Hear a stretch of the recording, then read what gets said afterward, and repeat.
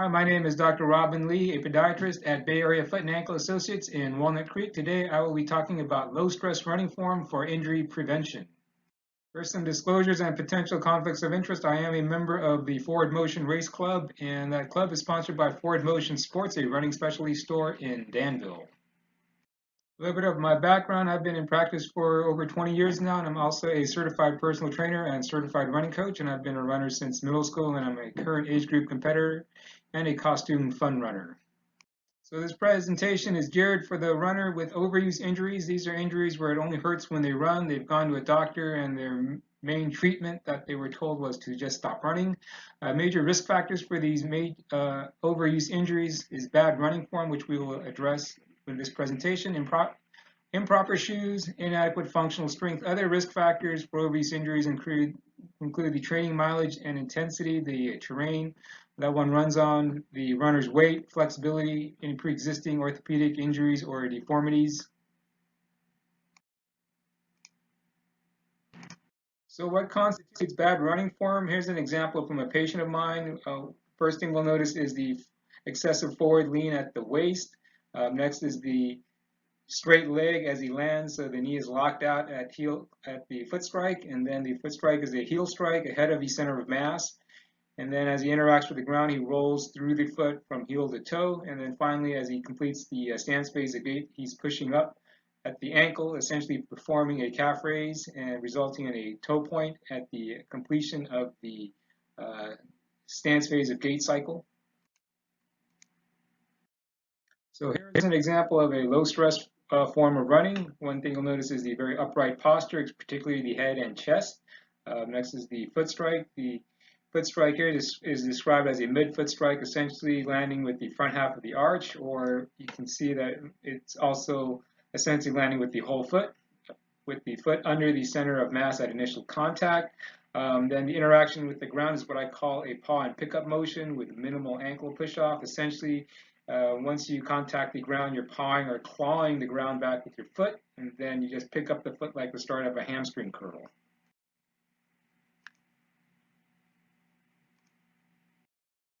One important observation is the lack of toe point at toe off. Essentially, the runner is maintaining an approximately 90-degree foot to lower leg position. This results in less vertical displacement and therefore less bounce and shock to the runner. This is just a side-by-side comparison of bad running form and the low stress running form.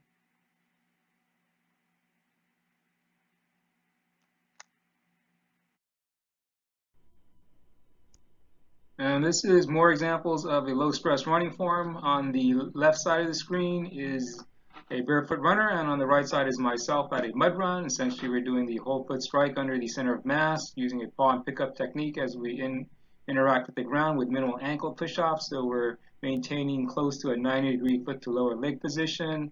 Unfortunately, I'm not maintaining an upright posture as I'm checking for any kind of potholes or divots.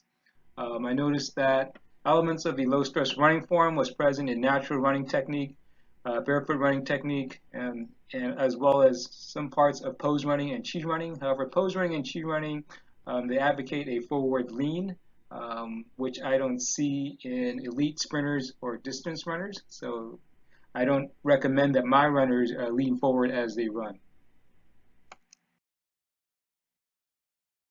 So how does this running form prevent injury? By holding the foot 90 degrees to the leg in laid stance, this eliminates ankle flexing, and this decreases use of the lower leg muscles. So this will help the patient who has Achilles tendonitis, calf cramps, posterior tibialis tendonitis, and those medial shin splints or shin splints on the instep side of the shin. Also, delaying or eliminating the toe point or pushing off with the toes will decrease pressure at the ball of foot. And this will help the patients have metatarsalgia, which is just general pain at the ball of foot, history of metatarsal stress fractures, patients with neuroma, plantar plate injury, and patients with arthritis of the toe joints. Also, eliminating the toe point or ankle flexing at the end of the stance phase of gait will decrease the vertical displacement and reduce the shock to the body, and this will help the patients with knee, hip, and back pain. And adopting a midfoot strike as opposed to a heel strike will decrease the braking forces, and this will also reduce ankle, shin, knee, hip, and back pain.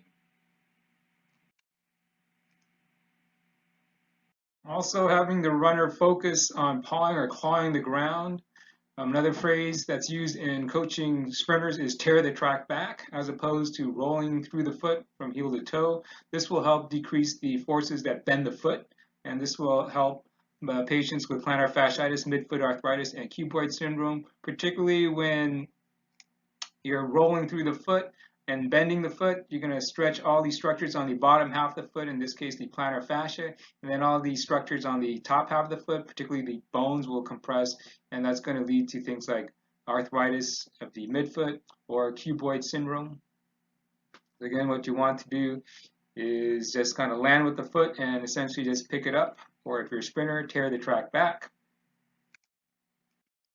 And finally, maintaining an upright posture is very important as far as preventing injury, particularly to the hamstrings.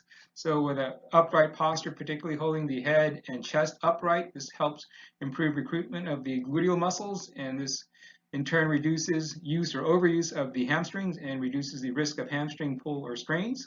So you can see this principle is adopted by the world-class sprinters, in this case the current world record holder in the 100 and 200 meters, as well as world-class distance runners, in this case the former world record holder in the marathon. So how do I get the runner to change his or her running form? The old-fashioned way was to have them do a lot of form drills. So the two drills I like is the paw cycle drill and the fast leg drill. These two drills help the runner appreciate the sensation of pawing or clawing the ground, or tearing the track back, as the phrase is used in sprint training. Sensory feedback exercises are also helpful. In this case, I have the runner run barefoot on a hard surface. If they're using the proper running form, it'll hurt a lot less than if they use a bad running form, so they'll adjust accordingly, according to pain. Also, having the runner run on a slippery surface is helpful, in the sense that if they heel strike, they'll tend to slip forward, so it forces them to midfoot or whole foot strike.